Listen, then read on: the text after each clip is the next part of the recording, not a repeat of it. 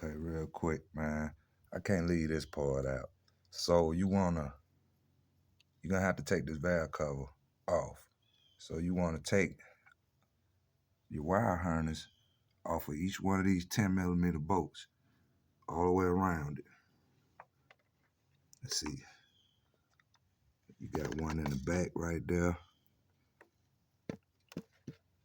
One right here. Ground wire there. It's all 10mm bolts. See. Yeah, a little bit better like that.